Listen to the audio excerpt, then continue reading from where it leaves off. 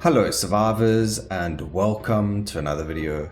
In today's video we are going to be playing the Beastmaster. I'm going to do a Cobra Totem build. It is actually insane. The reason we're playing it is because Cobra Totem has the new Cunning trait on the summon. So as you can see, what Cunning does, if you didn't know, it makes it so that the summoned unit will prioritize valuable targets such as elites and the Lords of the Void, so they will land up going and attacking them over the standard enemies, which makes it very strong for killing bosses. It also has weakness, which means that it weakens the bosses so they take increased negative effect damage, so that the poison is going to be doing even more damage.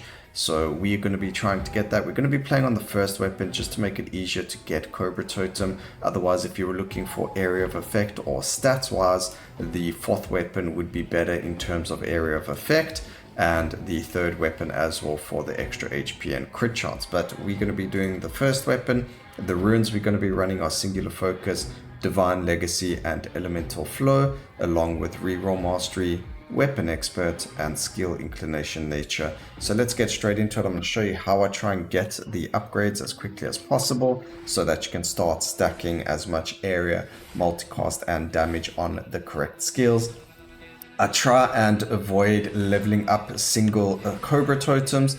We want to try and get all of the upgrades to be from Divine Legacy and or like static summons or summon upgrades and things like that. But as you can see already, because we're playing poison, because we have elemental flow, we hardly have to move around and worry about it. The other reason we're playing Beastmaster is because the Beastmaster himself got a little bit of an optimization to his ascension. Now when it pops up, you'll see that the beast marks are a lot closer together. The movement speed bonus you get from them works a little bit better, and they're no longer going to land up in terrain or anything like that. So a lot easier to get them. You could see they were all in the same area. We were able to get them really quickly, and that makes our life a lot easier when we're trying to get the skills. Call of the Wild, we're not really going to use it that much, so we're not going to worry about that. We'll grab the Merciless, and now we can try and get our Cobra Totem up a lot more. There we go, perfect. Grab the Corrosive for the poison damage, and that's going to be really good for us. Don't even need to worry too much about anything else because they are just so strong. They're really strong because of their area of effect, but now you're going to see the Cunning trait in action. So instead of hitting all of those enemies, all of them are now going to be focusing on the bosses. You can already see just how much damage they're doing to everything. Two bosses are already pretty much down. When I say they're down, it's because the poison was already their entire health bar. That essentially means the boss will die. It's just a matter of the poison ticking and actually killing the boss. But there you go, pretty simple, pretty easy. That's not even with all of them, and we completely melted the bosses over there. We're going to grab area of effect again, going to be really strong with the actual Cobra Totems. They're going to hit a lot more than just the bosses, and that's going to help us. So there's all of them. We can now skip the active skills, grabbing as much poison damage.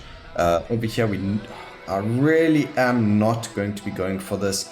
We are going to banish anything that has to do with the Cobra Totem on its own. You don't have to worry about it too much. We are going to get the upgrades that we need for the Cobra Totems through nature upgrades, through the summon upgrades and things like that. So don't worry too much about that. We don't want bleed, so I am actually going to not use our ascension anymore, because that's what's causing us to get bleed. As you can see, they are still alive, but as soon as they get killed, we're not going to pick up more of them because we don't want to fill our passives with bleed when we're not going to be playing with bleed. So it doesn't make sense. We're not going to grab the poison to Doom either, because we don't want Doom to then get increased priority in our passive upgrades. So we're trying to get rid of this as much as possible.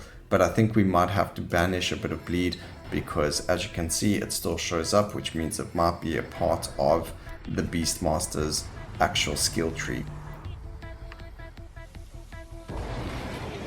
Look at that damage. These bosses just completely melted. Oh my goodness.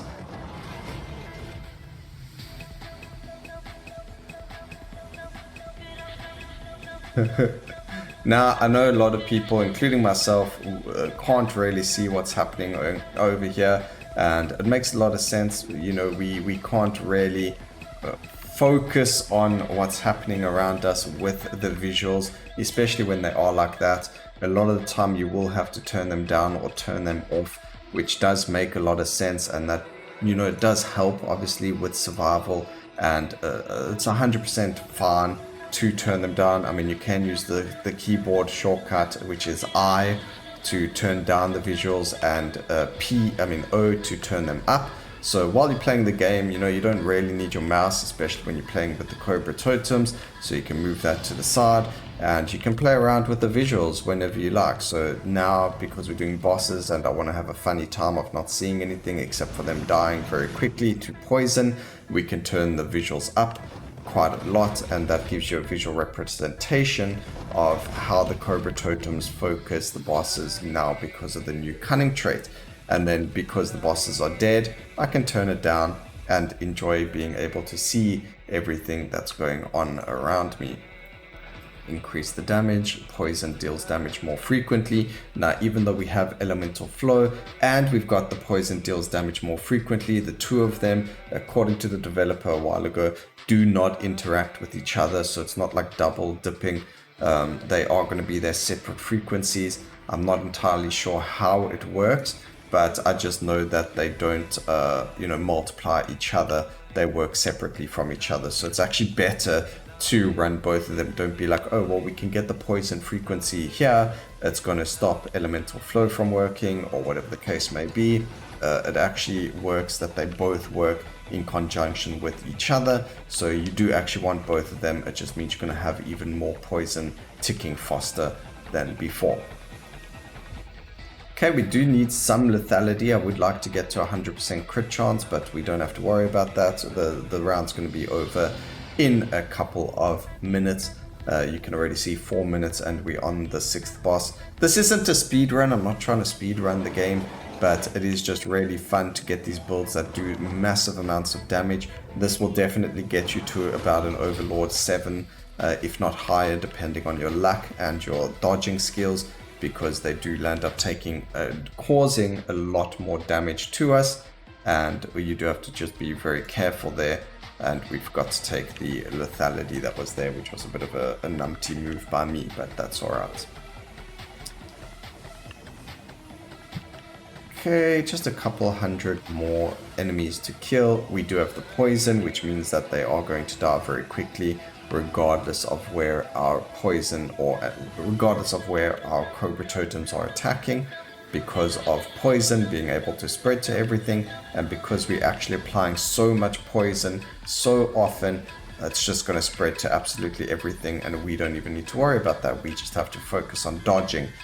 Getting a skill like this is actually really fun, because it helps you to work on your dodging. It makes it so that you are able to focus on survivability over everything else, and if you need that practice in your life, then this is definitely a good build for you to do that. Very user friendly, very good. And there you go, final boss is dead within a mere second or two, and it's just completely crazy. Hope you guys enjoyed that, because it was really fun to play with the new one. We will push it into High Overlord. When we play High Overlord, we'll actually use two other skills so that we can get X2 poison or X2 summon or whatever the case may be, just so we can push that to an even higher level. But that will be a video coming in the future. I hope you guys enjoyed the video. Please remember to like, comment and subscribe for more videos like this in the future, and always remember, keep safe survivors. Until next time, cheers.